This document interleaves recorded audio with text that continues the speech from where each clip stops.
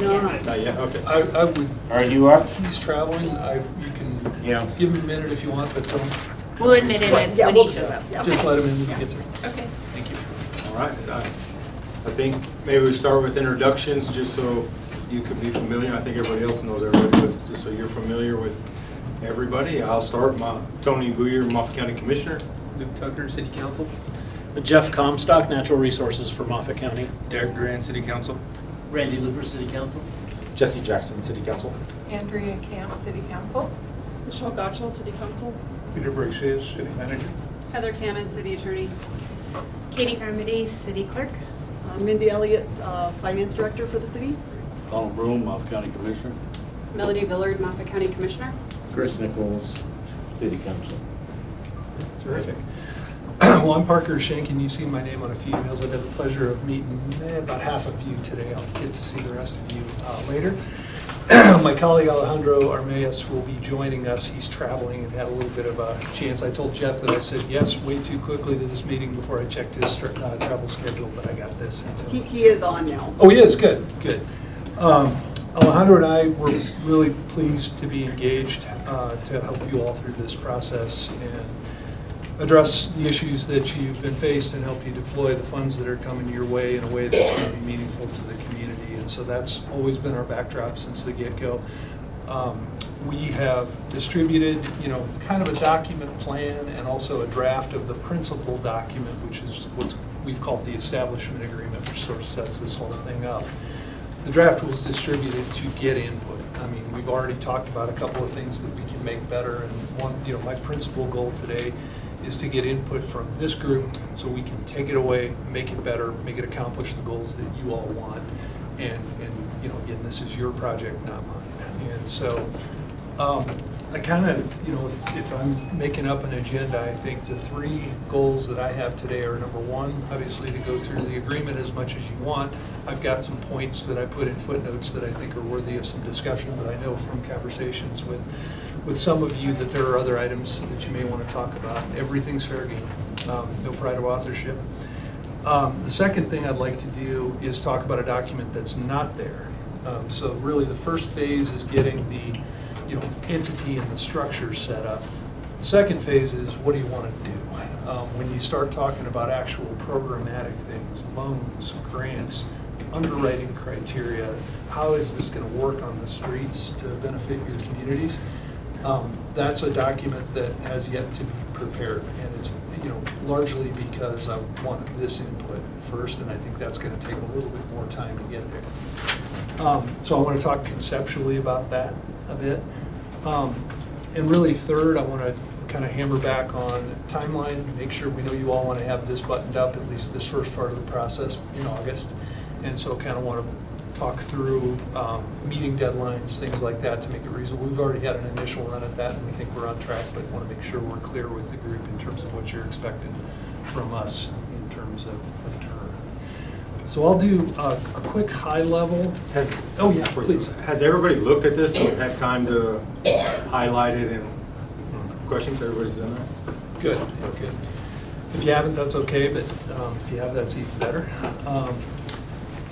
High level through the agreement, we're taking advantage of state statutes that allow two political subdivisions to come together, form a separate, what becomes a separate body incorporated in politics. So it's a separate political subdivision. We're calling it the authority. You can probably call it whatever you want if you want to change those names. And that entity will then be empowered to do the things that are in this agreement. And it has the board, which will be appointed in the manner we followed what was put out in the guiding principles, or tried to do that, but that'll be sort of the governance side of it. How does the board come together? How does it act? What processes does it use to make decisions? And all of that sort of bones and skeleton should be in this agreement. And again, the goal today is to make that work the way you want it to work. It contemplates other documents. And again, I'd mentioned the economic development policy. That's really important, and it's going to be, how does it really work? If I'm a business on Main Street and I want to come to you and I've got a great idea and it's really going to help and it's going to create jobs and tax base and the things that you want to do, How do I come to you? Do I have an application form? Probably. What do I have to tell you in the application form? Maybe what commitments do I have to make? Maybe I come to you and I say, I'm going to have 7 new jobs in the next 24 months. And maybe you say, okay, great. And maybe you're willing to make that a grant, but the grant would be, and these are just ideas and based on experience in other areas, you might say, that's great, but you got to show us those jobs. They got to be the right kind of jobs, whatever you choose. And by the way, if you don't, maybe there's a consequence. Maybe there's a clawback of the funds that you've granted to them. These are all things that are sort of policy decisions that have to be made. Maybe it's a loan. How would that loan be evaluated? What security might you take back for a loan? Would you want a mortgage or a pledge of personal property, those kinds of things? Those are all things that are going to go in that economic development policy. And then in particular, the sort of dip into the corpus concept. Let's say you got a major project and you love it and you really want it to happen. But guess what? It's $15 million in year 3 and you don't, that causes you to, I'm making those numbers up, but that causes you to dip into the corpus of this permanent fund. How is that decision made? What principles might get you to the point where you say, yeah, that's a good idea, let's go.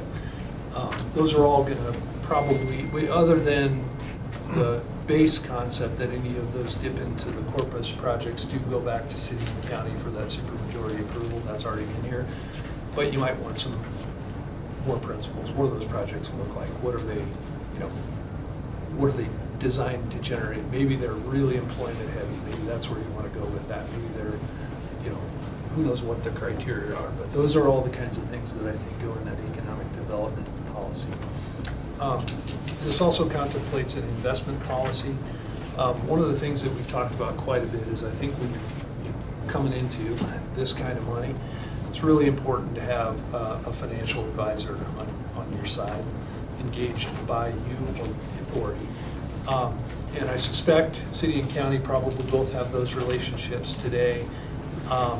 There are, sorry, I shouldn't be digging in this group. There are advisors that are registered in the municipal world known as municipal advisors. It's a new category that came out with Dodd-Frank. They're very well trained in terms of managing public funds, managing funds within the context of public deposit and investment statutes, those kinds of things. So I think, depending on the direction you want to go, existing relationships, all that stuff, I've told Jeff, we can come up with a list of names that we know if you guys wanted to go out for an RFQ for that kind of stuff or some kind of process to find a good advisor. But frankly, with the goals that this group has, a little more flexibility now that the statute's been amended, I do think it's important to get independent advice, your side advice on managing those funds. And so that's another little bit of a process we would talk about. I'm going to pause there.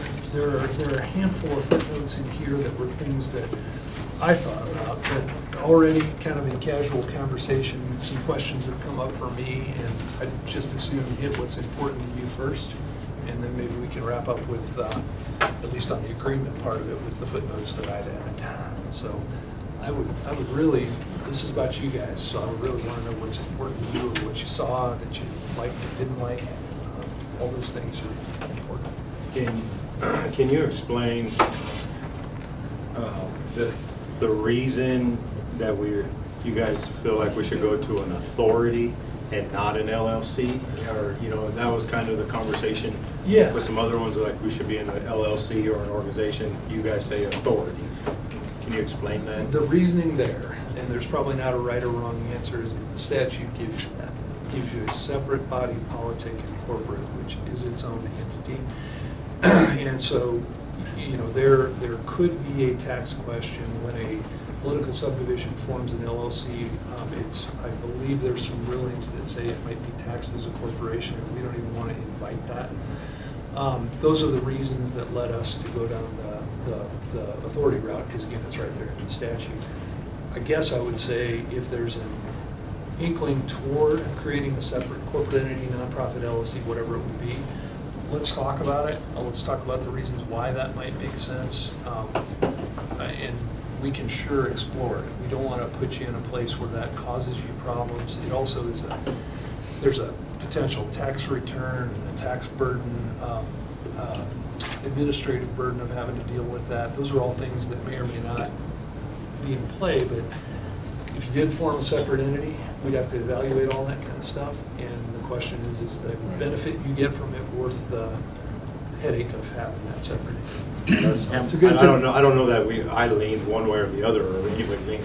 I was just curious with the document was the first time I seen it to create an authority.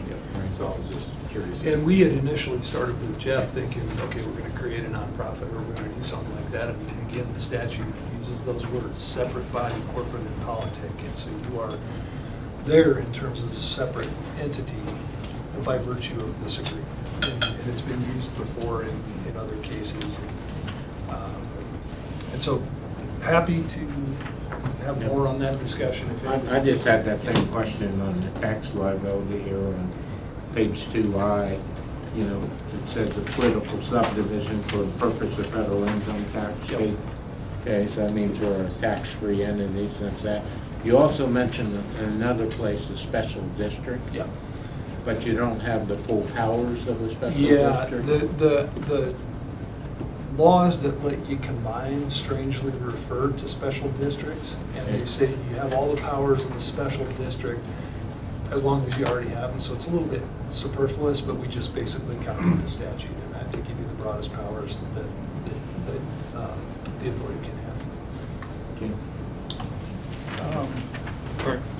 We were talking about conflicts earlier, and I'm sure that'll never happen between city and county, but what if a conflict arises where the authority board proposes a budget that's adopted by the board? And of course, that has to come back to the city and county for final approval.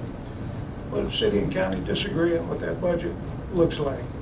How do we work that out? It's sort of like I hate to say this, but it's sort of like Congress, and there's without a reconciliation process. I mean, the rules right now as they're written in this agreement, which again, we could add more process, are that budget has to be approved by both. The supermajority. The supermajority vote of both. And so if you don't, if one or both say no, the authority's back to the starting point, has to get whatever input they want and go back and do it again. There's not a dispute resolution procedure in here. Mm-hmm. We could beef that up if you wanted to, and frankly, in terms of timing, budget reporting, all those kinds of things, it's probably pretty important to keep that moving quickly. So, again, if it's consistent with what you all want, we could say, and I think I had a blank date in there for when the budget's going to be approved, but we could say if it's not approved by some other date, then, parties will meet and confer, whatever, and get it approved by a subsequent date. I mean, we could sort of beef up. At the end of the day, though, city and county are independent political subdivisions. They both need to approve this budget, and they both can hold each other hostage on the budget. So it's going to force some politics. It seems like having some kind of dispute resolution criteria that says you will meet again and confer routinely until this is resolved or something, arbitration or not necessarily a legal arbitration, but something that's But isn't that that what keeps you the would, process moving. isn't that what you would do if we didn't agree, say the city didn't agree and the county agreed, the city would come back and say, this is what I don't agree on. Mhm. And then we would hash that out. I mean, wouldn't that be part of that process? Yeah, but would you want to have a formal conclave of the two bodies to meet and talk about that point? Or is that something that you'd have representatives just discuss that point and come back to each body and approve it? Oh, so I just assumed it'd be like the ex officio board on the LMD. We meet at once, we have a conversation, then we go back to our parties and approve it at your meetings. That's Is that what not- I would assume that too, other than doesn't say that there. Yeah. And so, assuming it and what the council or commissioners might assume 10 years from now, are two different things if it doesn't say it. So does the ex officio board say that that's how we do it?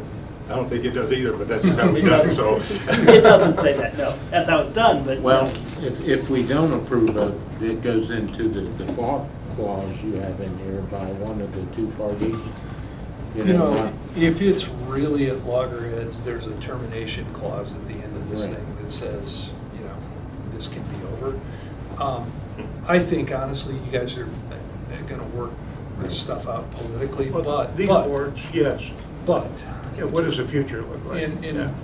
you can't put anything in here that's gonna mandate a solution, but you can put some timelines. If a body, if one or both don't approve the budget, then we will have a joint meeting within 10 days or 2 weeks or whatever to work it out. And, you know, best efforts to present it to the next available commission and council meetings. And we can put a little process in there that people. What if we did a mandatory meeting prior to approving the budget? So that we, right, Workshop. and so. Workshop. That we just Workshop. stated in there that we will have. Good idea. Then we're not going and voting against each other Right. before we ever even have Come a to an conversation. agreement. Good point. Yeah. Great idea. Then at least we know we're fighting. we're Yeah, agreeing. and I think both are, that's a great idea. So I think we have maybe a preliminary budget that's presented jointly, work out the big kinks. Then it's sent to council and commission. Presumably at that point it's good, but if it's not, then you get this, okay, then we're gonna have another meeting. I think the More language is better. Yeah. I agree. I think the more likely. That's the first time anybody's ever said that to me. More When it comes to fighting. I think the more likely conflict will come over the use of the permanent fund. I agree. Yeah. I agree. Yeah.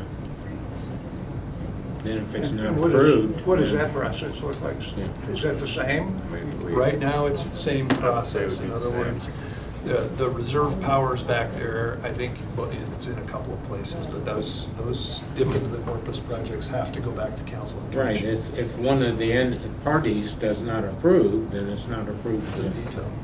to spend the permanent fund, so. My sense was that was the intent, but, Yeah. you know, you guys tell me if different. So, I guess how we work it out is among our operating in the future. Mhm. I just had a question on your recital sheet on the first page. Yes. See, I look at this fund, so you mentioned the settlement agreement with Tri-State and all the intervening parties as the creation of the fund. They may not be the only funding entities for this. I look, maybe foundations down the road would fund this group, Excel may fund this group, may, as I say. That's a good point. So, does that limit? No, I think in the powers, there's the power to receive gifts and property and whatever else, but we can clean that up and make it clear that. I would like to donors, other encourage business other people entities- to, foundations, Yeah, whatever, to absolutely. donate to this fund as well. I like that. Yeah. Yeah, no. So, I think the power's there, it's probably hidden, but I can say those words out loud. That not only is it the settlement funds, but it might be other contributions from whatever source. And other, Could be federal money, who knows? Right. Who knows what- Definitely. yeah.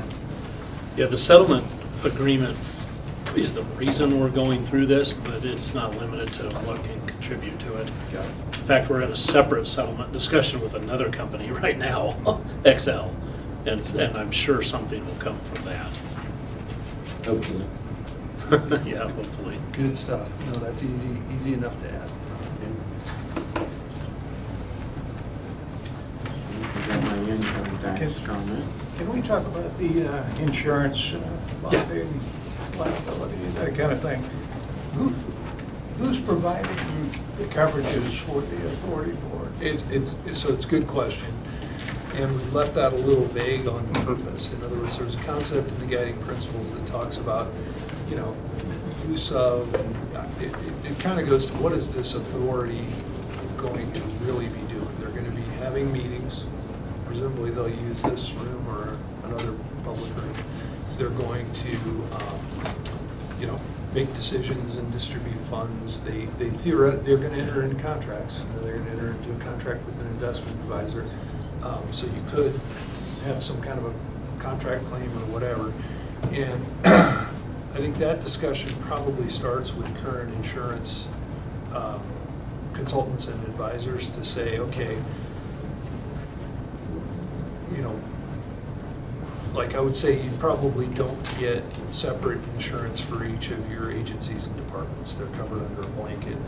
And I don't know the answer to this because I don't know your policy, but it might be that that same coverage applies here, but you want to be sure of that.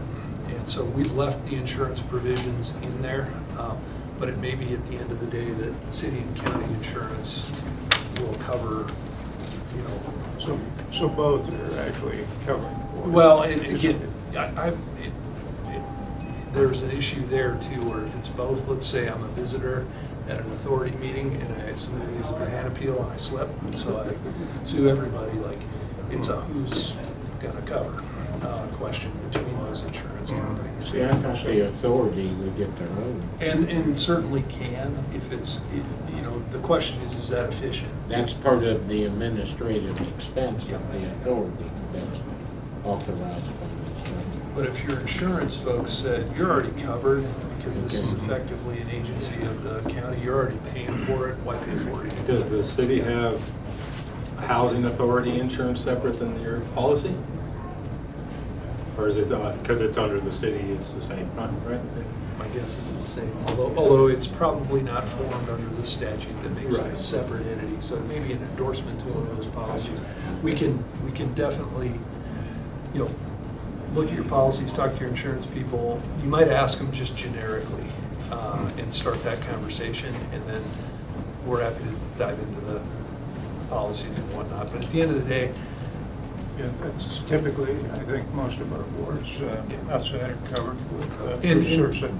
D&O is one that comes to mind. You know, it's not like this authority's doing dangerous things on the streets, but D&O, somebody you could have, not in this room, but you could have a bad actor down the road that runs off with some money, and that you want to have covered, for sure. I think to Chris's point, I think D covers it under recitals. Under 3.6, I think. Any other contributions provided by public or private entities could be used for the provision of economic development of the city. Oh, one there earlier. Yeah, on the other. Yep. I don't know if that's No, but I don't strong enough mind. language for everybody, but I think it kind of covers what we were asking. But if it needs to be stronger, then I like though, and again, you may use this as a marketing tool to generate donations in the future. I don't mind beefing it up into recitals. I was pretty sure that power was there, but I don't mind being a little more upfront with it in the recitals. So insurance, I'm gonna, you know, take that away again. You know, D&O is the one. I mean, in other words, let's say that the authority has a site visit. Probably going to use a county or a city vehicle to go to that site visit. You know, does that auto insurance for that county or city vehicle cover liability if there's an accident on the way to that visit? My guess is yes.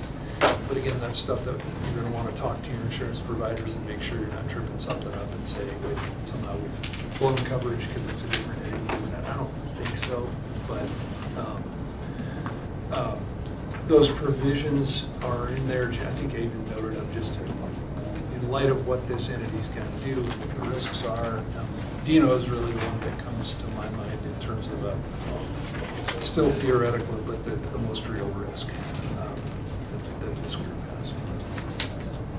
Good stuff. Well, then the use of, I can't get it, what page, I gotta find it. With may use city and the county. Yeah. And personal, even personal property as they wish. Well, as they wish is, and that may have come straight from guiding principles, I can check on that. But as they wish is maybe pretty strong. Wow. But at the end of the day, let me find that language as well. Yeah. highlighted it. Princess. The idea there, and I think the idea and the guiding principles, is you're not going to make this authority go buy a new truck. You're not going to make this authority go rent its own office, because it's going to be able to use this room or whatever. That's on it is. page 14, parties grant the authority to right to occupy any place, public or private. That the parties might occupy for the purpose of facilitating, fulfilling the obligations. And, you know, we can add, look, at the end of the day, if the authority wants to call a meeting and use City Hall, they're gonna have to talk to somebody. Right. And so we can add some. Well, that was just kind of point. They were gonna say, hey, we're gonna do this. Yeah. In the middle of your council meeting, Mayor, we want a meeting. Yeah. No, I The get it. guiding principles say that each entity will contribute $5,000 for the first year, and that they'll help with travel expenses, insurance, things like that. And then by the second year, the expected interest is going to be pretty significant. And so, like, I think we actually estimate around $220,000. And so by the second year, we're saying that entity ought to be, on our guiding principles, we say that entity ought to be standing alone. Right, on the authorized administrative expenses. Would Yes. would the expectation be that they would have their own space somewhere in town, or would they use City Hall campus? What's- I would say utilize what we already are spending money on. Right. I wouldn't say spend more. That makes sense. And so I think in that regard, there's some reasonableness to it. They gotta call and make sure the room's available, schedule it well in advance, do all the things that normally take to get that kind of a meeting scheduled. And so, but if they do, you know, let's say this is a $100 million pot in a few years, and it's driving all over the county to investigate opportunities, they may want to buy their own vehicle. You know, that, there's nothing wrong with that, it's just a question of efficiency. And that would be, all those things would be budget items that, as we talked about before, would go up, and they either make sense or they don't, or they pass or they don't. Address it as we grow into Yeah, it. exactly. So, should dissolution happen, you got assets like that. Yeah. And liabilities, let's say you have certain liabilities. Does the dissolution clause take care, or does it kind of deal with those issues? Yes, Right now, it's a little vague, and again, some of these things are vague on purpose. So you can think of a lot, as I was reading this coming down here, it's one of the things I said, hey, that needs a little work. Distribution on dissolution is gonna be, you know, if, let's say, it's not working for some reason, 10 years down the road, to the extent contributions were made equally and the corpus is equal, it seems that gets divided up equally because those payments were made under the settlement agreement separately, now we're just combining. You know, it could get out of whack, let's say on day 3, the funds flow to the county and the city separately, and the county says, wait a minute, I'm not gonna put my money in. Well, then they shouldn't split the counties. So there's a little bit of nuance in there. In terms of contractual liabilities at the end, it would seem to me that that's an even split. Is that even possible with the the unopposed comprehensive agreement?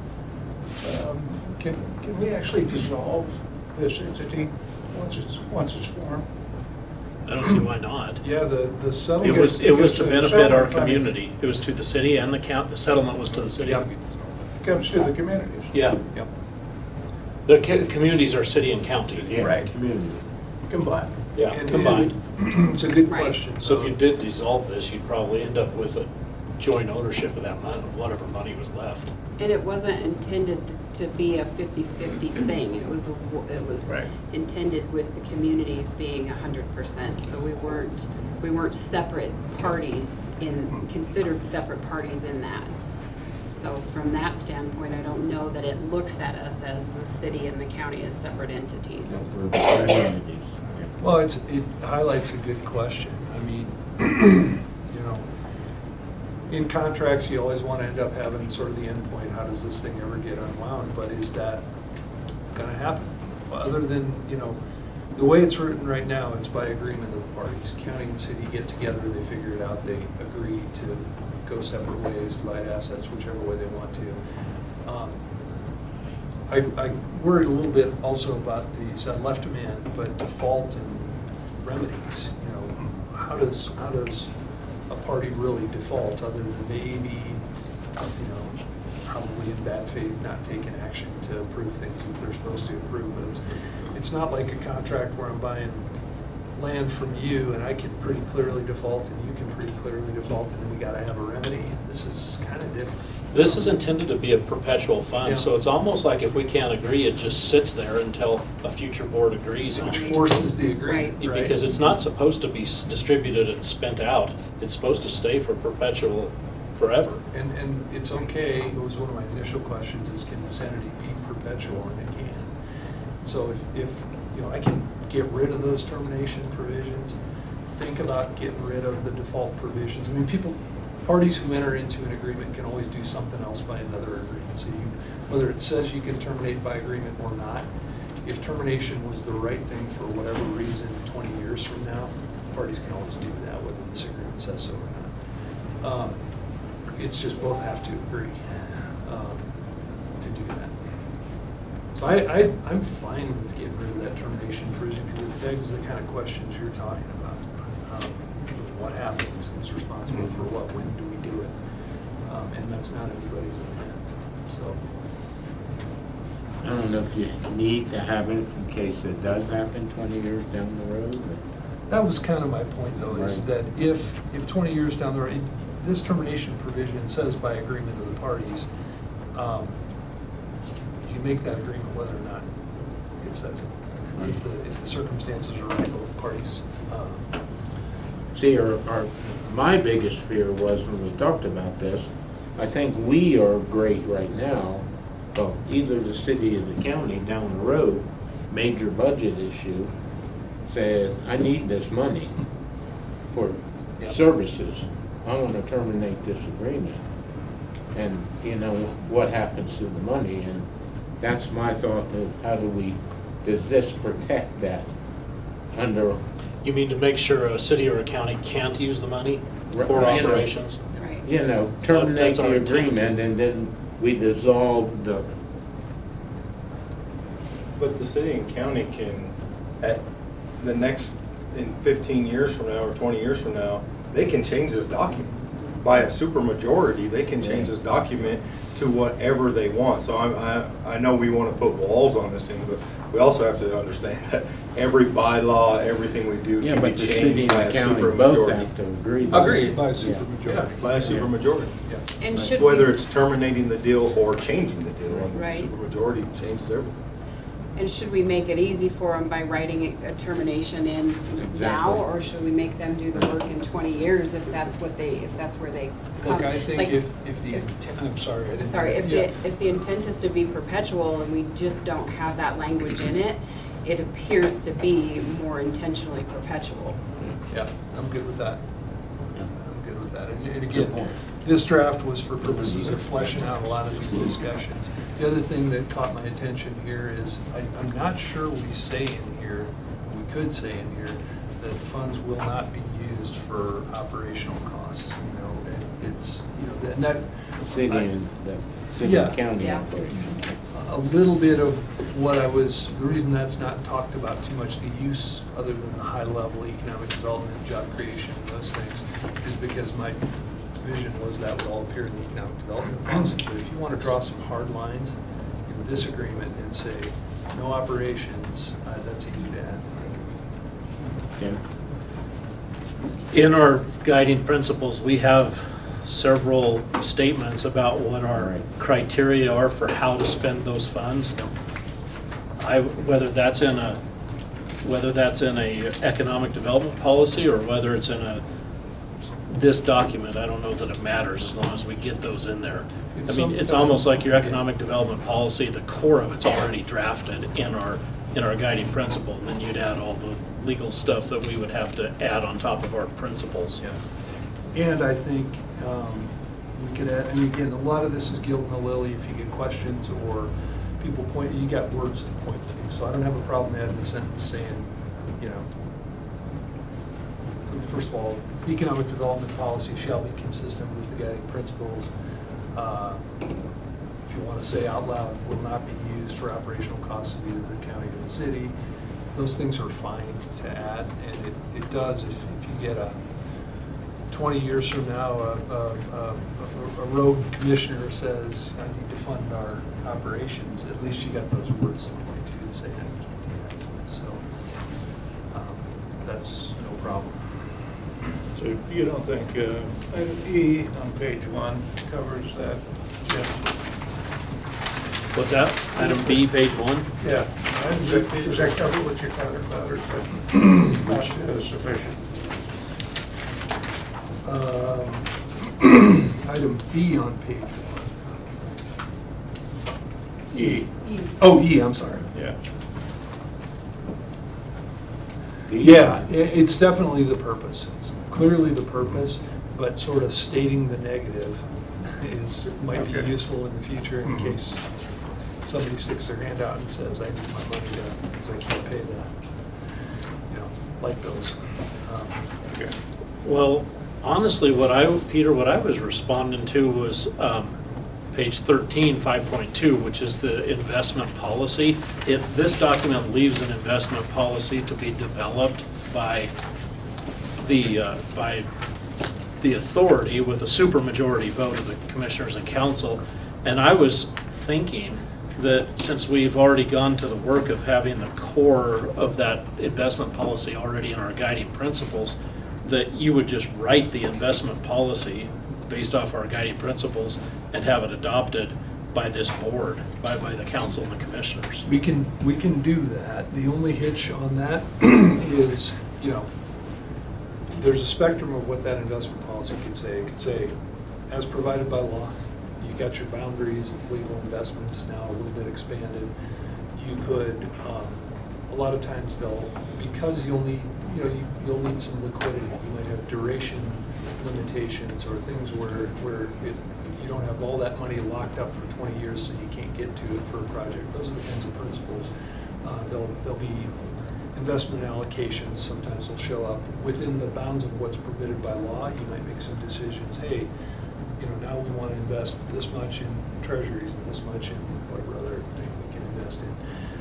And so that policy, I think, could be a little more detailed, could give a little more guidance. It can always be changed.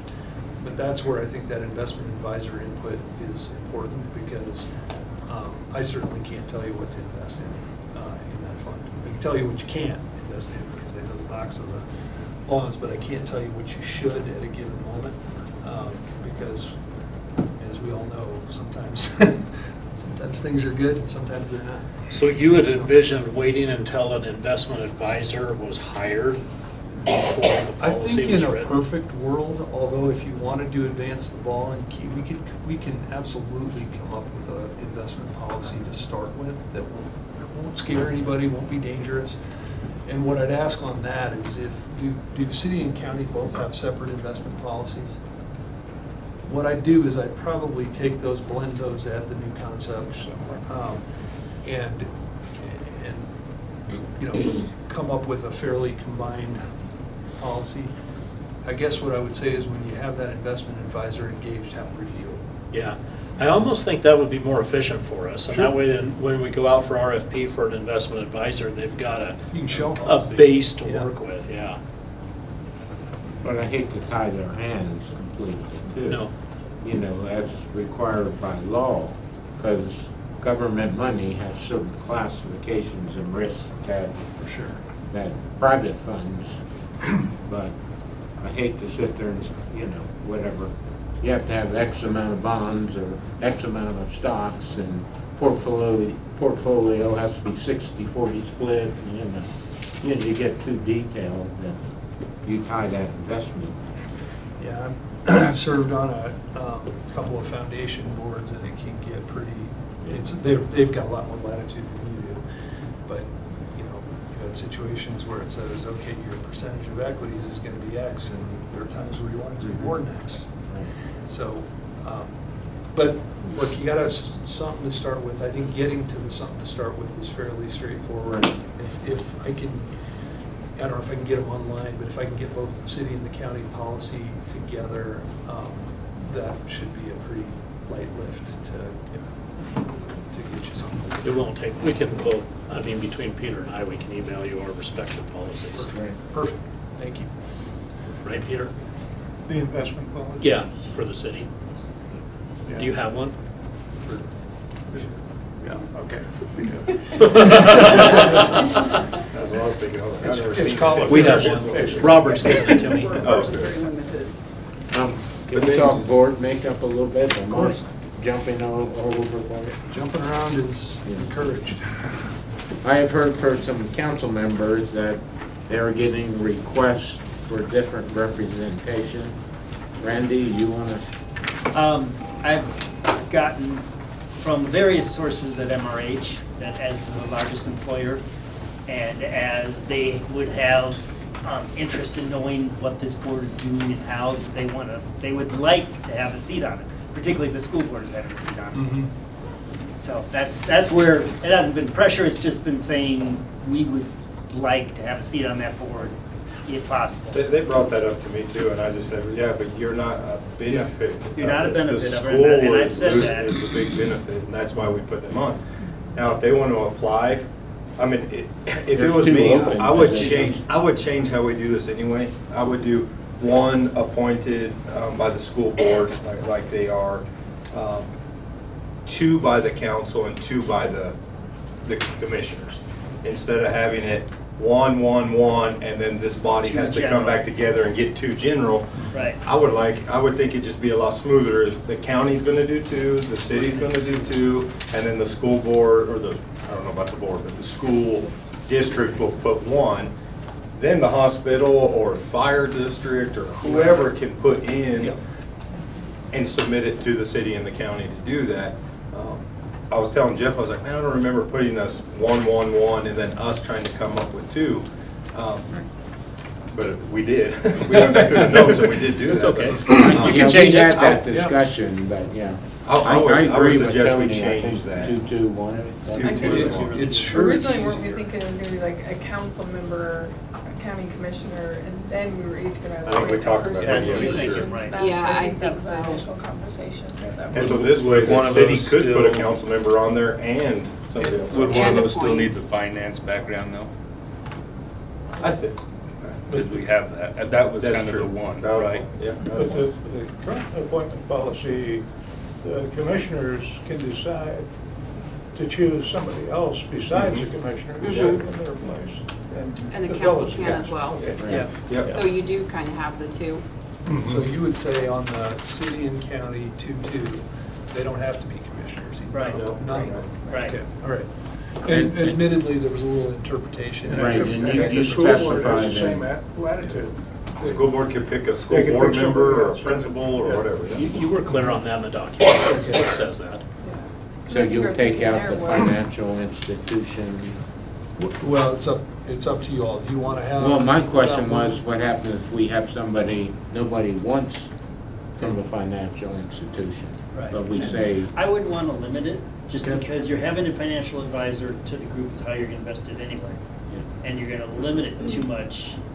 Based on my experience with boards, you're going to limit it too much if you're saying that they need to have finance experience. you have to have. Yeah, you have, you're saying you have to, it's limited. Right now, it says you have to. and you're Right, and I exactly would right. say you don't. You You're take gonna, that out. You're gonna want it. Right, But but- I don't think leaving it in is a terrible idea. I really don't. I think that we have the discretion to say one, if you have But somebody if it that says you wants to have do to, it. do we have that discretion? That was my concern. How about this as an alternative? What if I just soften those words a little bit?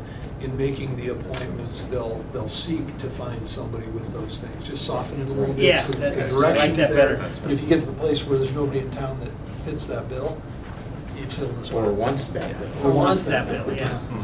Well, and I think, the city and the county, at least the county would be, if we have a banker that applies for it or an investor that applies for it, that position, they're gonna go to the top of our list anyway, right? Right. For the fact that we know that we need them on there, but that's suggested, but does everybody agree on the 2, 2, and 1, or do we want to, is everybody okay with that? I do. No, I like the two. Yeah, I think, That'll simplify that section a bit. Now, the two, these are a couple of my footnotes I'll jump in on. There is a question there, which is there, we want to have a nomination, a public nomination process, or we're going to be a council and commission set up their own process. In other words, we need to sort of vet out that process.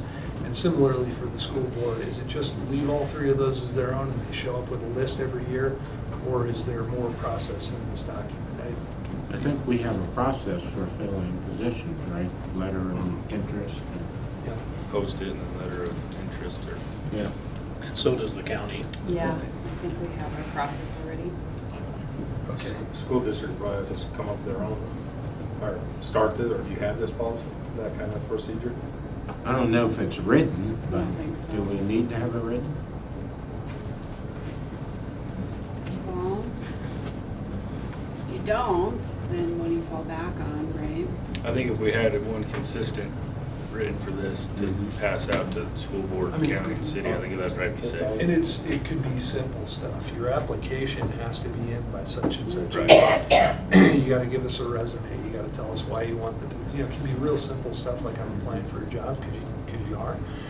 And in time enough so commission and council can consider it, maybe conduct an interview, whatever they want to do. So I could, the question is whether you do that independently, which is fine, or whether we, bake it into, and so this is kind of the wrong place for it, because this is the authority's governing document. That nomination process needs to be cities and commissions, and really can set it up however they want. So, one related point, sorry, I'm diving into my footnotes, is qualifications. Been pretty loose with that, qualified elector, resident, those kinds of things. Is there anything else that you all think about? What if a really qualified major employer executive happens to live in Steamboat, Route County? I've said qualified elector of the community, city or county, kind of tighten, you've cut off that person. So what if they have a felony conviction? Well, that's a problem too. Tommy, I mean, we can think about, We do background screens. I was gonna say loosening it for the residency a little bit, but of course tightening it for the felony convictions, we don't want to go. But I mean, think about those eligibilities. What are the Yeah. principles? I guess the end of the day, I'm a felon and I come to you and I say, I want to be on your board. You want to, well, you're gonna say no. What other things might you say no? Maybe you do want to be voters in the county. And the executive in Steamboat, sorry, contribute in other ways, You can appoint another member of your organization. Yeah. Right. I think it's important that at least the public feels this is a local board. I Okay, agree. all right. And I think, something we run into a lot is there's a handful of people that wear a lot of different hats. And I'd like to see that the board doesn't have people seated that are seated on 5 or 10 other boards in the community as well. And so that they're, if they're gonna be seated on this board, that they're not making the same types of economic decisions in different seats at different tables as well. There's a concept that I'll see in bylaws or sometimes other sort of formation documents. It's kind of a commitment paragraph. I've got it in my law firm partnership agreement. It says I'm not going to go and start a business on site. I'm going to give my commitment to my law firm. It's a little different here because these are not everybody's got another job. This is a community effort. But that could be a little bit of a rabbit hole. You can handle it two ways. We can try to put some commitment concept here, or you can make that part of your nomination process, where you're just going to evaluate that. I'm not talking so much about like what their position is, so what their job is, what their real world job is, but what their other volunteer positions are. Like we have what is it, the STP, same 10 people that tend to sit on boards that maybe can separate themselves or compartmentalize themselves, but at some point too, you're privy to conversations that happen in a room that may weigh in on a decision that happens in another, but you can't forget that decision or that conversation when you're making another decision. Or And I the just, conflict of interest. yeah, I just think Yeah. I don't know, that's kind of tough. it's hard because you only have a handful of Well, volunteers. and that's my Right. question, is in fact, I understand what you're saying, and I agree, but it's hard enough to get people to want to be on the board. And if you keep putting limitations on it, I think you're gonna make it even harder. I think we should try. Yeah, I see your point. Yeah, so do I. You want fresh ideas, you don't want the same old ideas being passed around. You And know. I think what, influence your decision.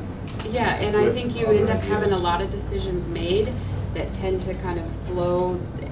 A lot of stuff happens, not in a bad way, but it's just the same people making that decision from board to board to board. So a lot of the activity flows in one direction because it's the same thought process from the same boards, different seats, same board. So we have another workshop in 9 minutes.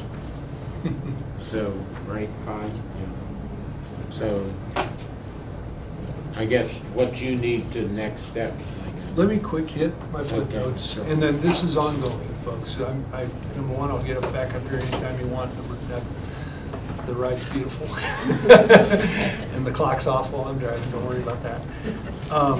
But definitely intended to be a conversation to continue. To hit the footnotes, and we probably hit a bunch of them.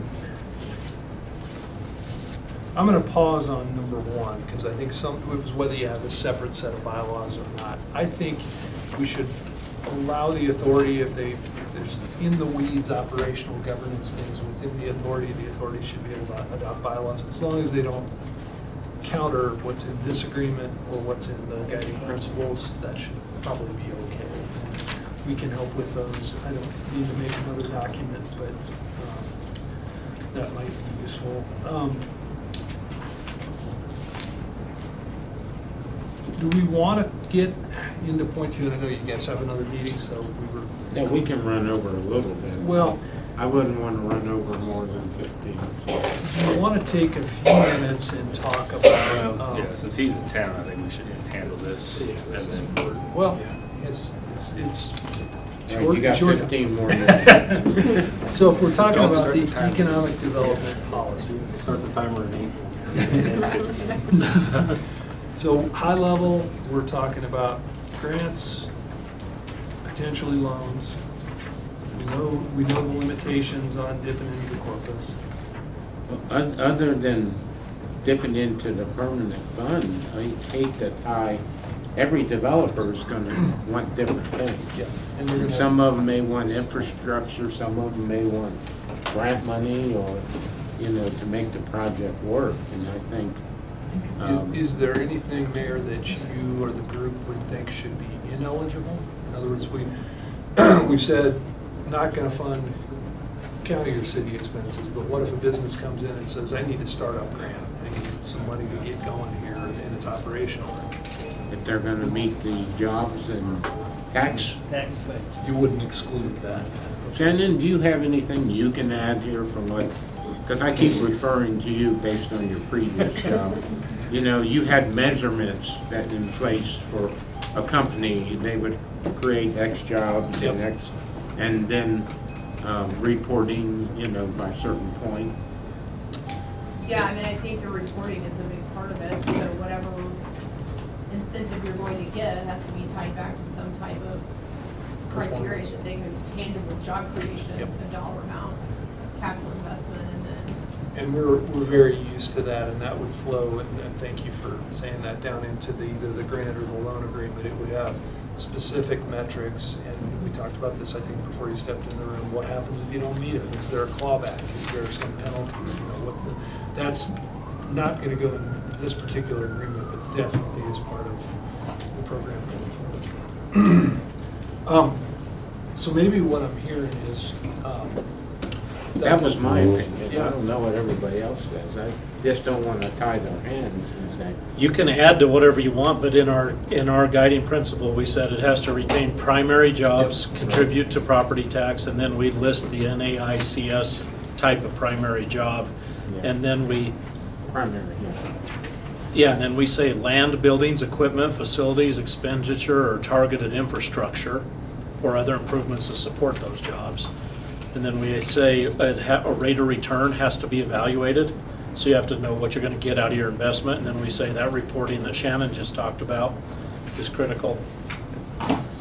And I think But we some could- of the things that might go in that policy are a little more mechanical to an application process, an evaluation process, ranking, and, you know, those kinds of things that we might want to hit on. So maybe that's not as heavy a discussion as I was thinking it was going to be. 'Cause you have, well, I think you have to have the application process and everything laid out, so I think we could provide some, I can't talk for Shannon, but.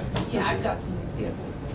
and we've got them too, but I'd love to compare notes if you want to. All right, so that was one note. I'm being mindful of time here.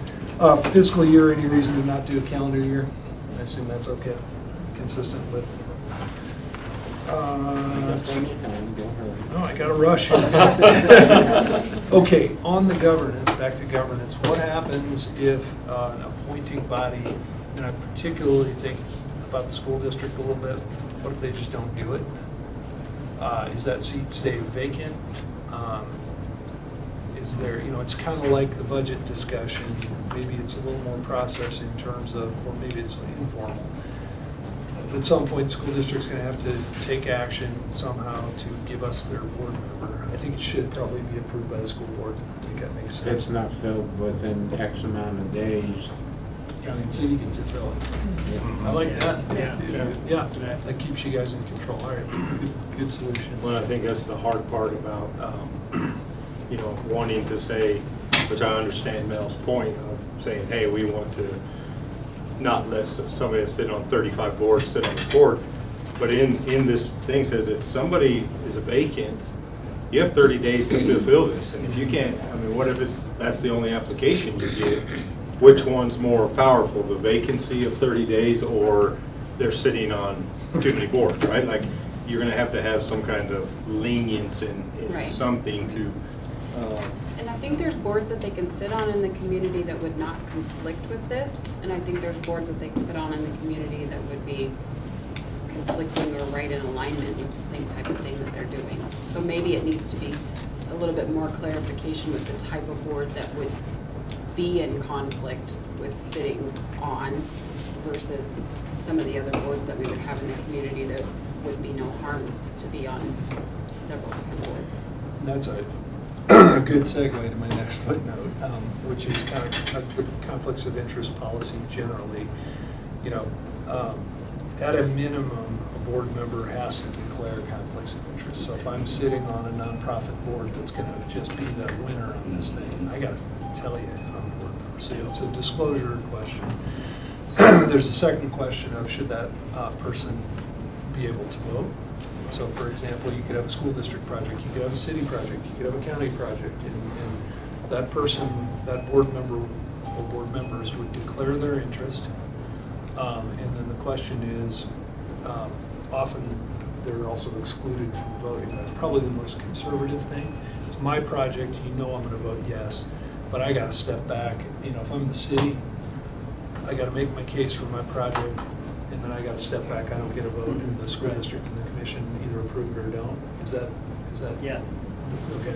I think that's the safest way, because otherwise you can make up situations where you're short at a meeting, you got 3, it's a quorum, it's 2 county people, they propose it, they both vote, yeah, not that anybody would do anything bad here, but you So can do see. you want to put a quorum for a meeting? There There is is one, but the question 3. is, There was one? I missed that. I've put no 3. meeting shall be Oh, okay, held with okay, less than maybe, 3. yeah, you refreshed Is my 3 memory. okay, or do you, it could be 4? I think 3 is better. We should not know. It's easier to Yeah. make a, yeah, Yeah, vote stick. 4 Okay. is, yeah, You you don't split. deadlock. Okay. I gotta write notes here.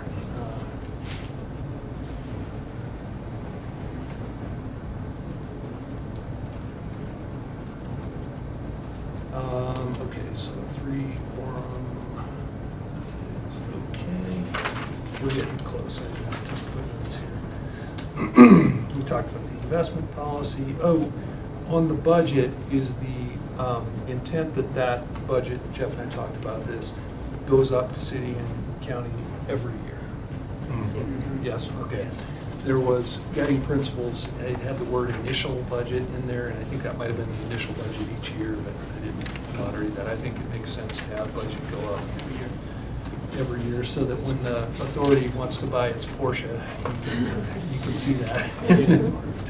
Yes. Now, do you have to put that workshop provision in there in time? Yeah, yes, I'll have that.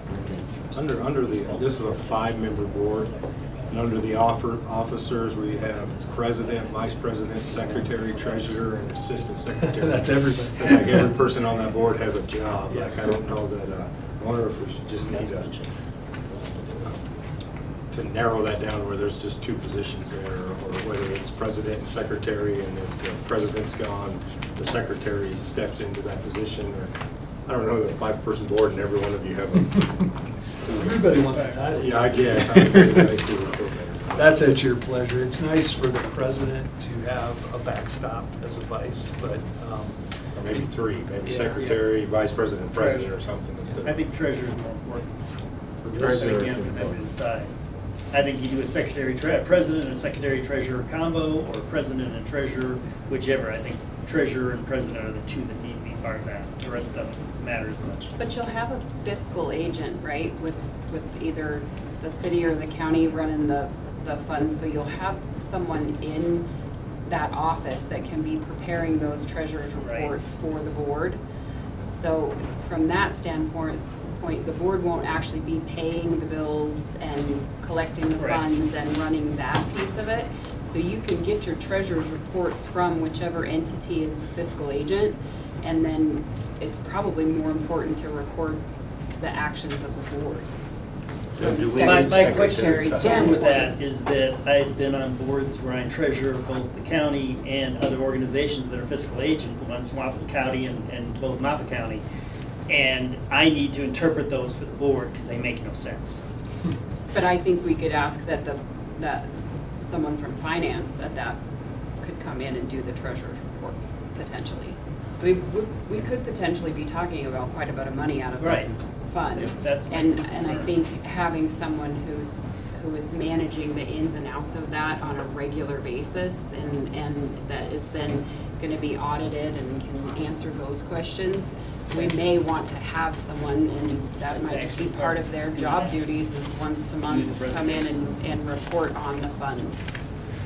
But you could Do we do need- president, vice president, secretary secretary. / treasurer. You know, that's helping That's with those things. That's exactly what I wrote Yeah, down. that's what I mean. President, a VP, and a secretary / treasurer, Sure, one person. they're doing dual duties. We'll do a dual thing, which is not hard. Yeah, because it won't be like a traditional board where your treasurer is actually collecting the bills, paying the bills, Right. doing the reporting on that. You'll have a fiscal agent where you'll have someone who can step away. Well, that's my question. Do we need an MOU between city and the county? Who's going to be the fiscal agent? Who's providing these services? Or do we get this all set up and then all of a sudden we say, This entity was designed to be the fiscal agent. The money should never come into the county or the that's what The city. city, either one, it's own thing. Whoever, fiscal advisor, whatever. so admin assistants and, We said all those kind of things would be hired by the authority with the interest that they make After up the first after year. the first year. yeah, but the first year. And that'll probably highly be regulated by whoever wins the bid to be the The investment. Right, investment investment advisor, Makes sense. which will also be able to give you a pretty decent report. All we said is more than first year. Yeah, better be, which you will want them there giving you that report so you can hold them accountable. But, We didn't say how. yeah, but what Tony said, their secretary treasurer being one. Yeah. Subject to any other questions, because I know I'm on the clock. One thing you could add, so if you go to page 11, and I highlight this for everybody to look at, we've got what's called the reserved power paragraph, and it basically says this authority can do stuff, but any of these things, it has to go back up to city and county for supermajority approval. So we've got the investment policy, it's in there, Jeff, and so if we create it and change it, again, that makes sense. It's community, both stewards, change the policy, needs to go up. You guys can think about that. Budgets, every year we talked about that. Dipping in to the permanent fund, yes. Dissolution will go away because we're gonna take away that provision. You know, think about whether there are any other high-level actions that, you know, you just want a break on what the authority board can do. And those are the big ones, right? Those are the ones that we've talked about. But that's a pretty important paragraph. It's a limit on the power of this authority board for certain things. Really, those were the footnotes. This, and I know I could sit here and do this for hours, but you guys don't want to do that. Super helpful for me, and what I would invite is if you have thoughts or if you have notes that maybe you didn't think were worth bringing up in this meeting, send them to Jeff or send them to me. Just I want to make sure I get all the input in here, and then we'll endeavor to get this thing turned around in a week or so that you guys will have it cleaned up, you know, red line, hopefully a lot closer to what you want version at that point. One quick question Yeah. on the RFQ for the financial Yeah. advisor. Is that something this group needs to come up with, or is that something you guys would I be can, capable of? well, we've seen them because we've had clients help. I can give you a form or two of requests if that's useful. I've also got, I think we jotted it down, you know, 1, 2, 3, 4, 5, 6, 7, 8, 9, 10. I got 11 names here of advisors that do this kind of work. I don't want to pick a favorite. Right. These are all very competent advisors that handle advising public funds, and so I could also give you a head start with a list of folks to And shoot that you're out. coming back with the economic development policy? Yeah, which again, I don't think, Applications and all? I think it's gonna be a lot more, sorry, I'm trying to watch the clock, but, You got it, don't worry. you know, ultimately, when this thing really gets going, you're gonna want a standard form of a grant agreement that has the things that we were talking about, and the provisions for incentives and delivery of, and reporting and those things. Ultimately, if you have a loan program, which you may, you're gonna want some standard loan documents. I'm kinda not, I think when the pipeline starts forming and the applications, I think that'll be the time to really do that stuff. Although we can do that now, it's just doing it in a vacuum, because you really don't know what the deal looks like and what the requirements might be. But at some point, you gotta get there. You're gonna have to have an agreement with that recipient. Here's your grant, but you gotta do this for us. Here's your loan, but you gotta do this for us. So that's kind of a little bit down the road as well, but I think the economic development policy can be more straightforward than I thought it was gonna be. So our homework, investment policy, well, revised agreement, investment policy, ED policy. What else am I missing here? Those are the 3 big ones. Conflict of interest. Yeah, we'll revise all those provisions, Jeff, and get rid of the termination.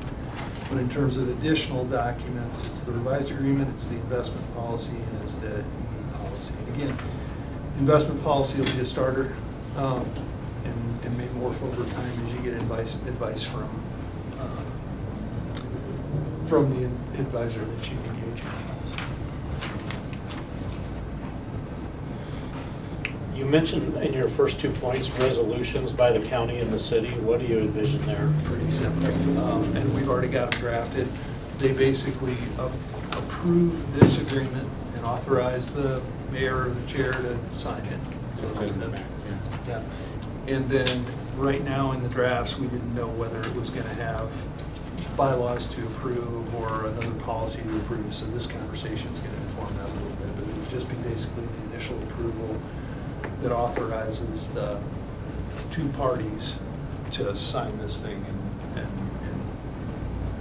you know, create this authority. And those, one of the things, if I got 2 more seconds, time-wise, are we still thinking July meetings? We had talked about a day, and I don't have my notes from that conversation, but we talked about potentially shooting for a July meeting. Is that still a plan, or do you think that's too soon? I don't think anything's too soon. If you have it together, we have time for everybody to review it. Okay. I mean, look, it's June 10th.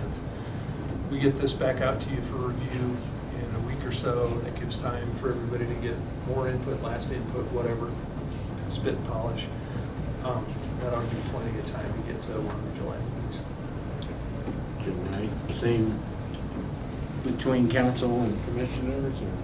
Yeah, same day, right? Okay. Just one in the morning, one in the afternoon. So So that's July 8th or so? that would be the first option. And, it's 22nd, I assume, is the second option. And so we have both of those to keep you on track for August.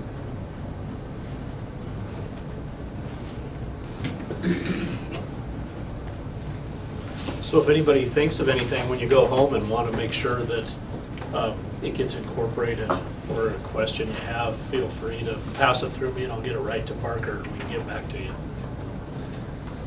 So I've got one more question. It's very important. Is I can't have a beer because I got to drive 4 hours. But where's the best hamburger in town? Vallarta's. What is it? Vallarta's. All right, good. Done. Done. Yeah. In the form of I'm not kidding. What's your? It's a Mexican restaurant, but that they I have think the I'm best going to get a different hamburger. vote down here. Yeah, so what is the best hamburger? I just have one more question. Yeah, coffee. So do you think our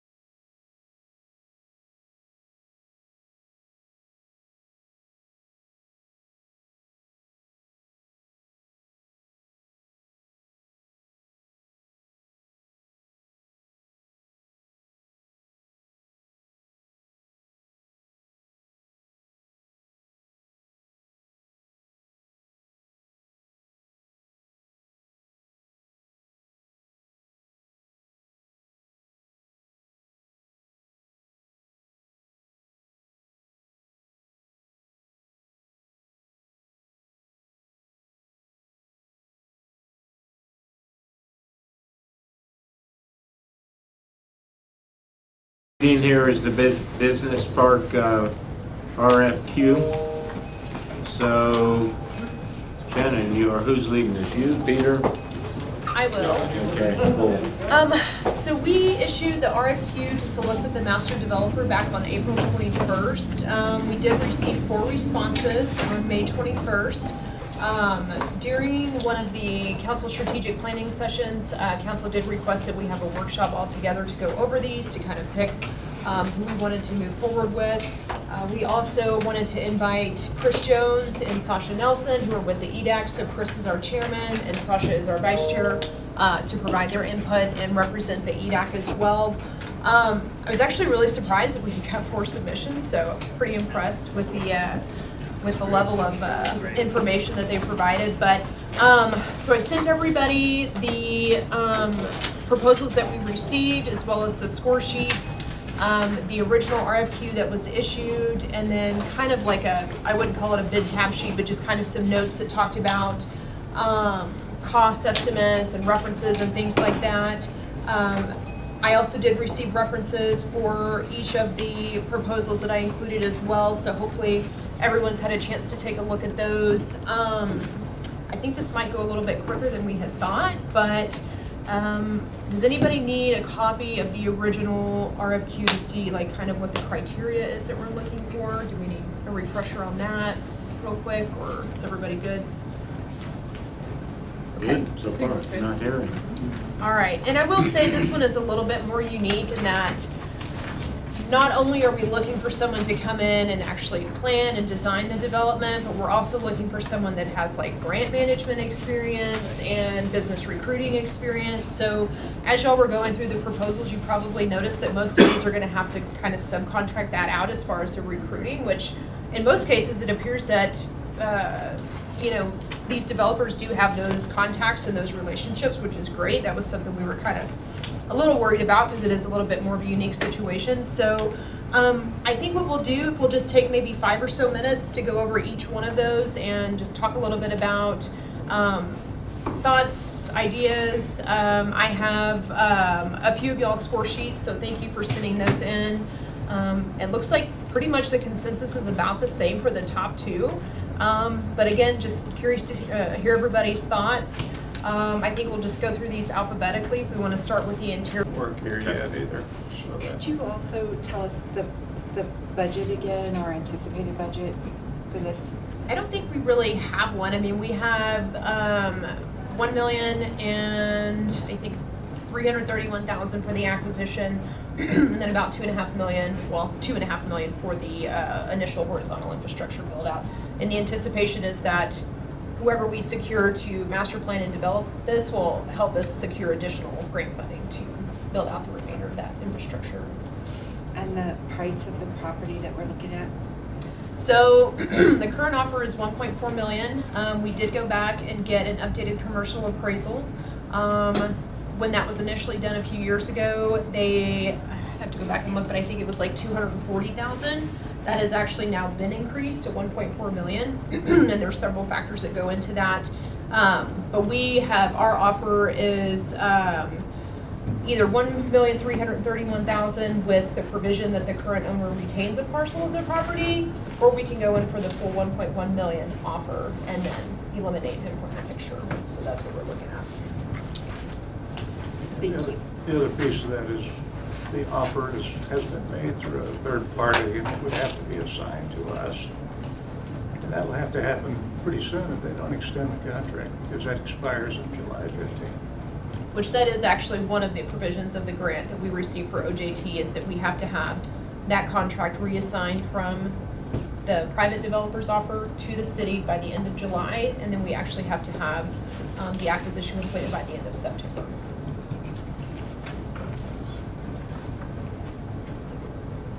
And that developer did not submit?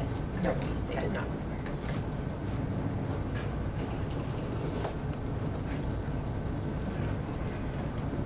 Any other questions before we go? So the budget for the RFQ is out of pocket, it's not grant funded. As far as like, If we selected the Antero for $256,000, that's straight from the city budget, not from any of the grant dollars. That would be my guess, right? It would have to either be rebudgeted or we're gonna have to pursue some kind of grant funding to cover that. So we're probably looking at a 26 activity. Correct, because it's not budgeted for this year. Right.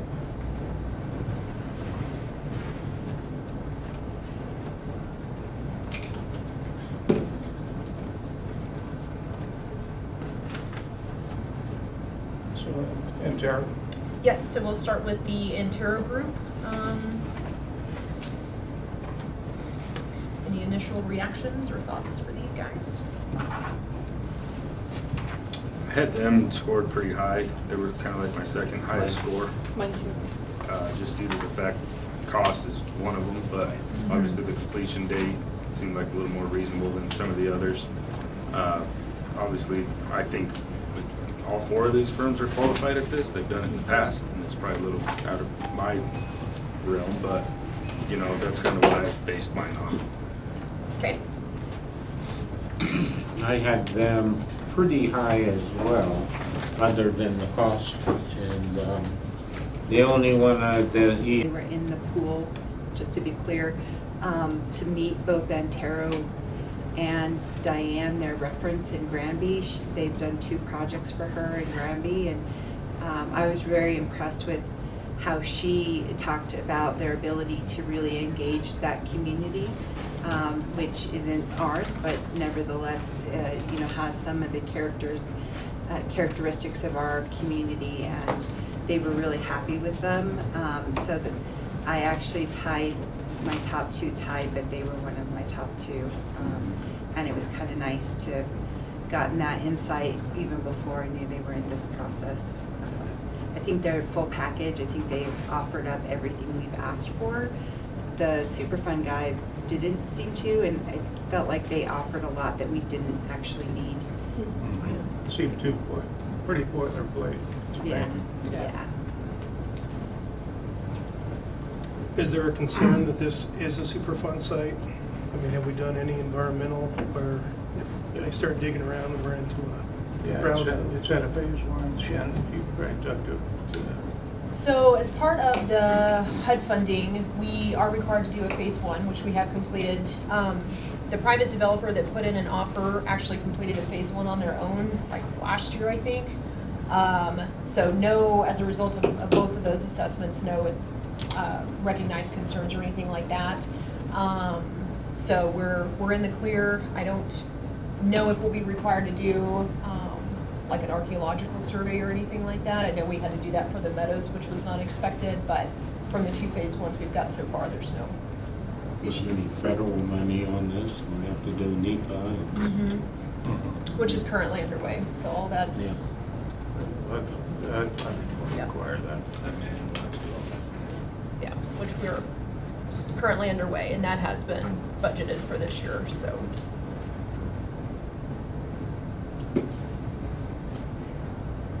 Any other, you just gonna go down here? Sure. So if we're comfortable with Antero, we can move down to Ayers Associates.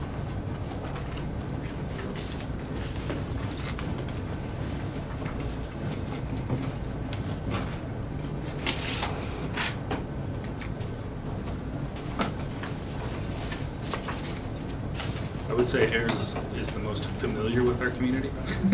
Yeah. At the time being. By far. But- And I've had good relationships, work with them from council side and just from construction side, but I know this is a whole different animal than redoing a Woodbury Park too, Sure. so, but they've always, But looking at their projects and references, they've done things like this a lot Yep. and have the experience and put backup. I really had them number 2, but cost-wise number 1. Just because of our experience with them and the relationships we built, and they built this community. I liked Antero proposal better, but What was their role on the 8th Street project? Did they do the feasibility study? They actually helped us a lot with the grant acquisition for the project and also the plan, actually the general planning, identification of the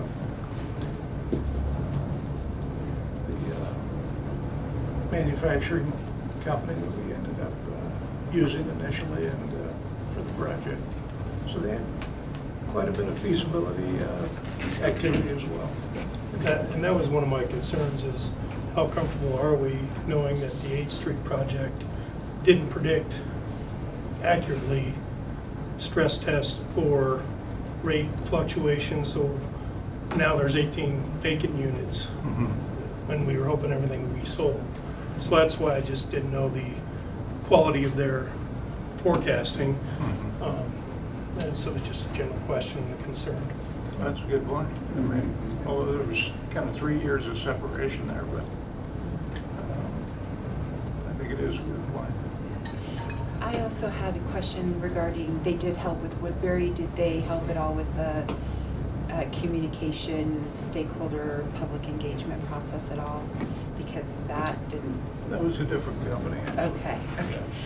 The other question I had with them is, I feel like they've done okay, but I don't see them moving the needle on actually acquiring people to go into the industrial park. I think that they're great at this front end feasibility, visualization, conceptualization, but then to Chris's point, we have vacant units, or will we have just vacant, horizontal and never go vertical there, and that's maybe paying more for a firm that has a bit of a deeper bench.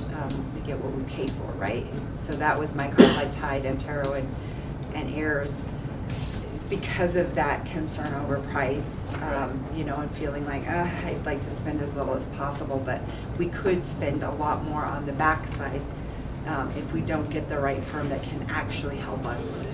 Yeah. So I will say on the two, for the 8th Street project and the industrial park site now, most of their work was through the Brownfields grant. So they actually helped us manage the Brownfields grant. So they helped with the phase 1 assessments and the environmental. There was never an expectation on the 8th Street project for Ayers to help us sell those units. Shannon, they did develop the feasibilities for the project for us. Right. Initially. But as far as actually. But we also had a separate firm that did absorption study for us on that project. We had separate firm did the housing needs analysis too, right? Yes. And I will That say the wasn't one. Ayers, but no. The one thing I did like about when you talk about the recruiting is they do have a firm out of Steamboat, a real estate agency that they have a relationship with, and it appears to me that that was one of the only more local, I guess, recruiting firms that I felt a little more comfortable with. But yeah, I mean, what exactly does that look like? So. To Chris's point, Williford LLC is the one who actually did the initial housing needs analysis in terms of what the community is looking for How many units we sale need to space. build? Ayers had the steamboat. Yes, yeah. They were It's out- two brokers. Out of Crested Butte. Has anyone had any experience with, what's his name? Larry Melton? The real estate Real agent? estate Yeah, I guy. think that he was the real estate guy. I would wonder about their portfolio, the breadth and depth. I think if we're just moving businesses from Steamboat to Craig, that's probably not great, but I guess better than nothing. Again, I would think that with marketing, we want a bigger lens. What were the two projects? One was outdoor recreation planning project. I know it was described in here, and they've been rehired to do further economic development. The Grand Lake in particular is really locked into tourism dependent, and they're having a lot of struggles since the fires in particular. So, Okay. yeah. But Diane would be great if you I don't know if you wanted to make a decision tonight, then you wouldn't really have time to further vet, but I'm sure she'd talk your ear off if you wanted to talk with her as a reference. And given the price, if you had, you know, Shannon, you're up against a fairly robust timeline, but if you had that ability to vet that reference or two, maybe to dig out, is the cost, the extra cost really going to be worth it? You could maybe tease that out through the references. So like I said, in my mind, they kind of leveled. I did a blind scoring and they were equal. I thought, oh, how do we make this decision? And then I'm glad I don't have to. Peter, have you had any experience with Northland Public Finance? No. But I like that they had that partnership, and then also that they had this Mike Scholl as their economic development person. Yeah. I don't know. Mike was the person we primarily worked with on the 8th Street project. Okay. Yeah. Compared to the others, they had at least identified their internal bench strength.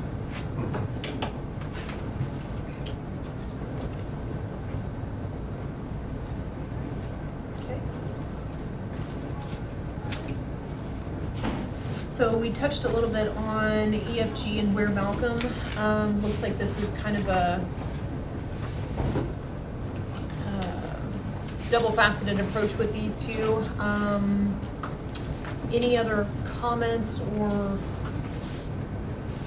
I had theirs as number one. Okay.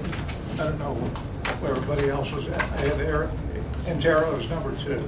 So I think we're. Yep. I think, yeah, Neck that's and neck. probably- I basically had them tied, other than I liked them, and Terrell as a possible different viewpoint. Would we have time to do interviews with these two? Further interviews or not really? I think, so we need to make the selection at the next council meeting in 2 weeks. Okay. So I can get with them tomorrow and see if we can schedule something in the next probably week or week and a half. I don't know if we would want all of council to be as part of that, or maybe just a smaller subcommittee to do interviews. If that's what the group feels.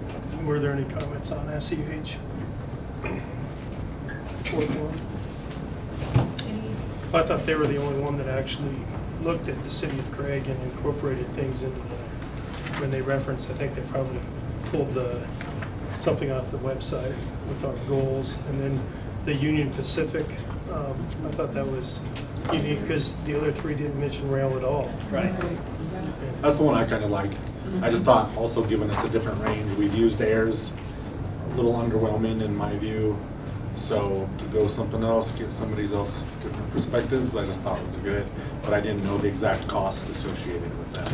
Could you By email them shelves. back tomorrow and just see if they can put, because this kind of happened with the community trust fund, because we had two firms give us a firm price and one that did not, and they were able to come back with one.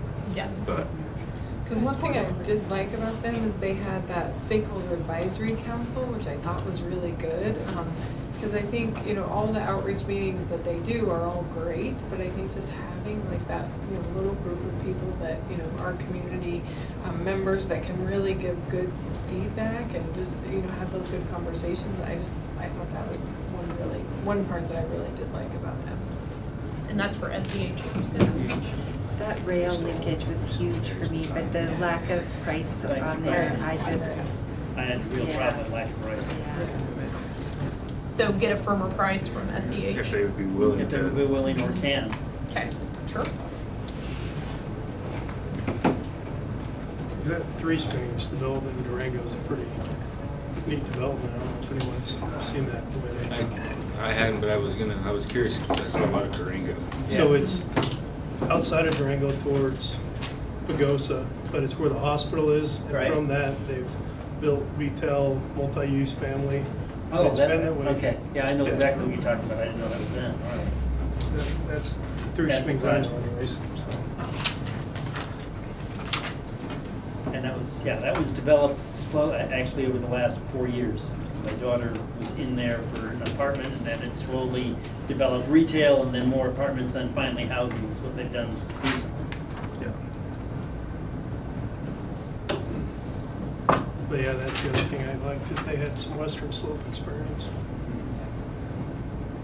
Not that I segregate against the Eastern Slope. Right, Northern but- Slope southern But slope. we know. Well, Durango's a little different than us in our approach, I think, and what we're attracting here. I think it's no different than getting guys from Steamboat because their approach is Steamboat, high-end. definitely, I agree. Yeah, I have that concern about Ayers too, is are they trying to put something that the community here wouldn't like? Right. We're blue collar and we're gonna be blue collar, and they're luxury. Well, there would be outdoor manufacturing, you know, which would be a fit. Hopefully. I just thought Ayers seemed a little weak on the marketing real estate side. Right. They were great on the design and phased approach, but I think that's what's kind of tough when you just read the, you know, when you're able to talk to them or whoever, sometimes they change your mind, so I don't know if. Well, and to get a feel, it's hard to get a feel from an RFQ what they like unless you take the time to research. And I don't know how many of them really did that much research, what this community's like, what we're looking for. Would you want to interview all 4 companies or the top 2, or what are you thinking? Well, if SEH comes in at a price that's within the Ayers and the Antero, then yeah, but if they don't, then no. I just do Antero and Ayers. Depends on what SEH's price is. If they're up in the 400,000 to 500,000, like EFG is, then no, I don't want to talk to them. Heather and Katie, could we push back the award bid date if we needed to, to maybe the July meeting to give us time for interviews, or, because we had it published. Yeah, I know. I know we published it, but we've had to push back a couple of other award of bids because we needed to get more information. Okay. And we weren't ready to do it, so Okay. we would, yeah, I don't see that there would be a problem for that. Okay. That's fine. Yeah, personally, I would suggest if SEH will give you a price and it's competitive, interview all 3 and dig into Ayers in terms of, are they able to give price reductions because this would be multiple times in our community and they feel like they've already laid some groundwork and that they wouldn't have to repeat, or is maybe it? that's why they're lowest. Are they low because they're not going to deliver, the quality and the complete project? So you could weigh that up. They are familiar. I do like Councilman Luber's suggestion too of your choices can bring other businesses into our community that may, create opportunities for folks in the long term. I think as many corporate partners as we have. So that might also be a point as another partner, SEH or Antero could be. Doesn't mean you say goodbye forever to Ayers. It just means on this particular project you go with somebody else.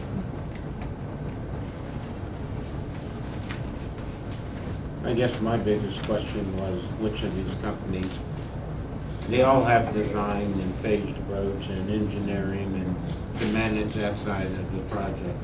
Who's going to get out there and actively recruit? Sell it. Yeah. And how are they going to sell it?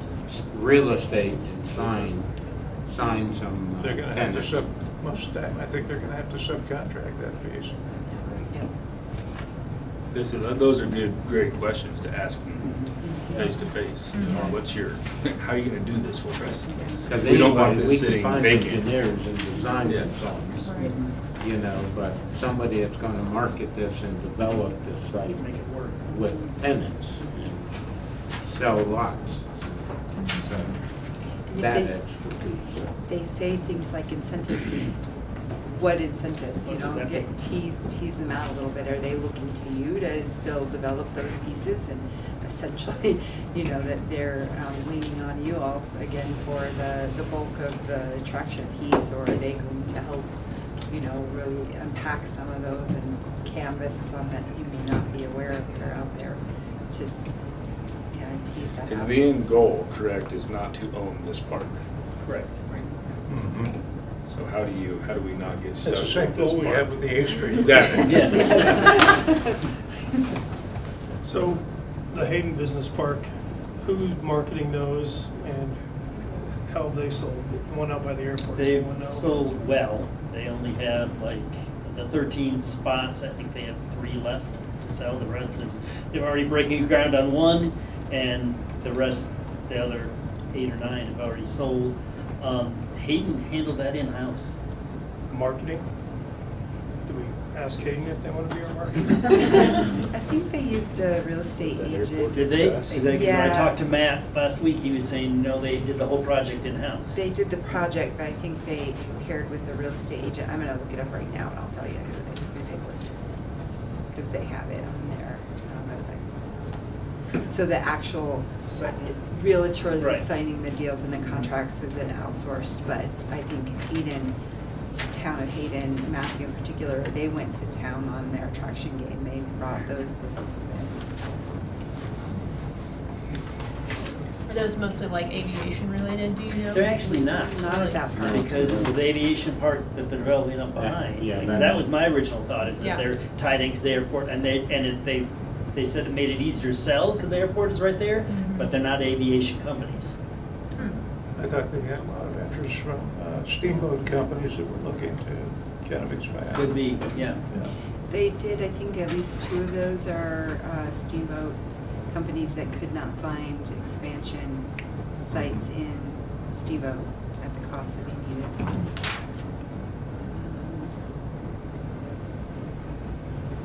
We've actually had quite a bit of interest from steamboat companies, at least a few years ago. It seems like that's softened at this point. We haven't been as heavily marketing to them as we probably should, but Can't market what we don't have, though. it's true, that is true. All right, so interviewing 2, heirs and, or who? Well, Ayers and Ontario, but I want to see what SEH's price Okay. is. I think if SCH comes back If SEH comes competitive, back, then I think interview we're all interviewing 3. I think it only takes SCH 15 had minutes had for kind of an the firm to interesting interview. proposal. Shouldn't take long. No.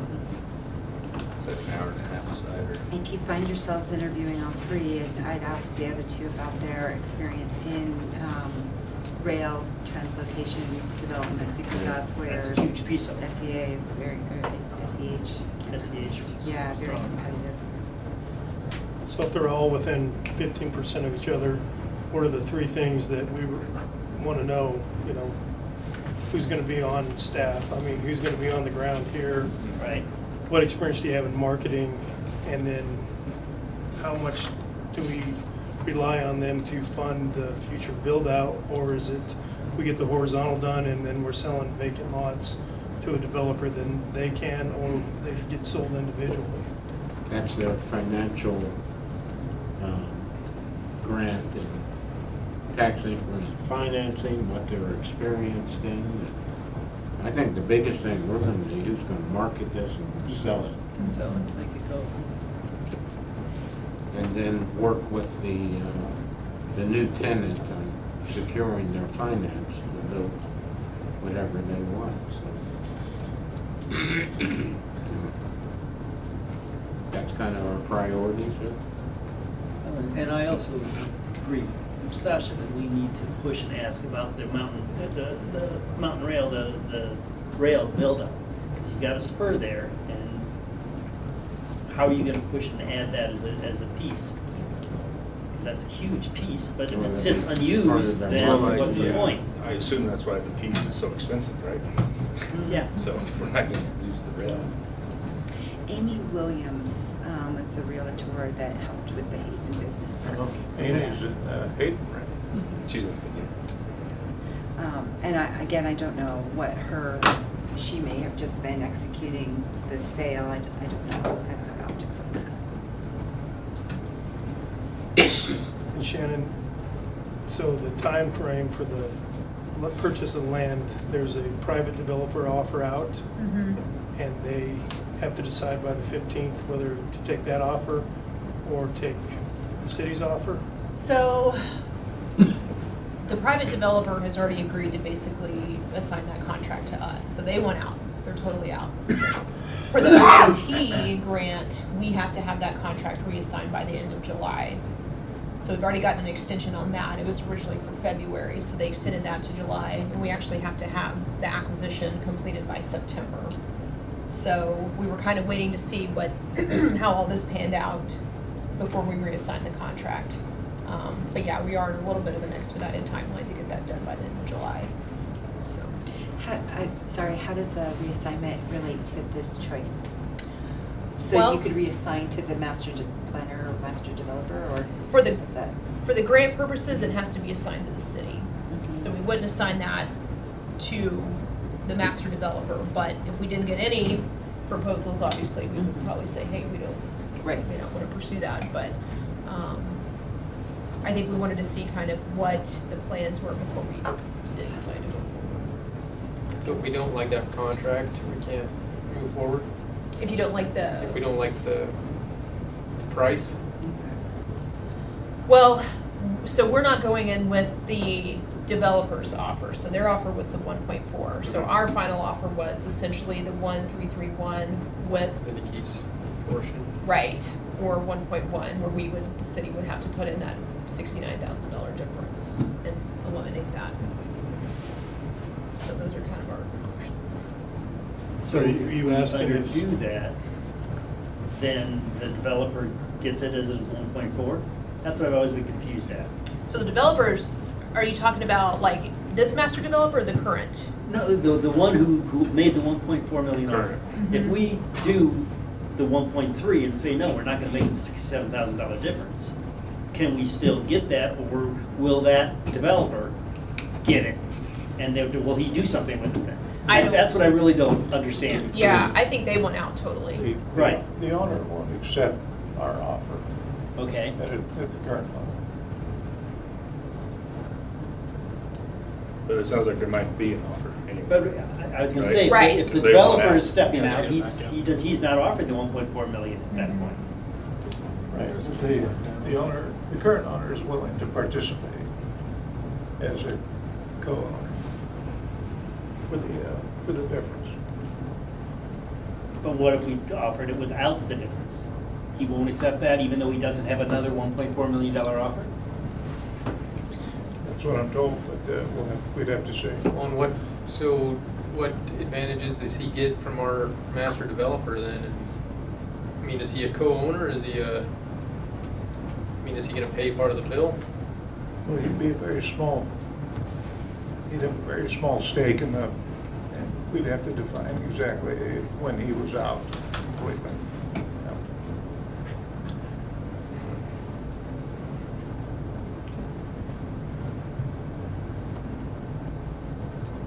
Chris, were you gonna say something?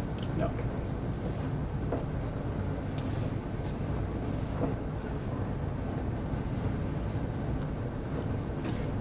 Other questions, or? So we're scheduling an interview with potentially 3 of the respondents. Right, so I'll reach out to SEH tomorrow to get a firmer price. Once I get that, I can let everybody know what that is, so if we decide to move forward with an interview with them, but for sure, I would say Ontario and Ayers. Hopefully the next week or two. Should we do just a subcommittee, whoever wants to be on that, instead of having to do? Instead of trying to schedule all of us. Yeah, okay. I mean, is that with giving us a price? They're not really knowing what they're pricing. So are any of these numbers even really truly accurate? I mean, I know they're just trying to give us a number. Sure. But I'm just saying, if we put this time together, what are we truly gaining out of this? Like, is Ayers gonna come back, like when we actually give them what they got, right? We're just we're not comparing apples to apples. Just not, and they can't come back when we ask them to give us a price, how are they gonna come back when they don't truly know what they're getting? You mean Just- change orders, their figures? Well, I know, but that's what I'm saying, we don't, who wants change orders? Well, maybe we just schedule But that's what I'm SEH wondering. anyways, regardless Yeah. of their price, and just ask them instead of. Yeah. So they're very good at breaking down per hour, but yeah. Yeah, these estimates are a little. I assume if you ask them, they'll throw something together. All right, so who wants to be on this group? I think one of EDAC and two more council.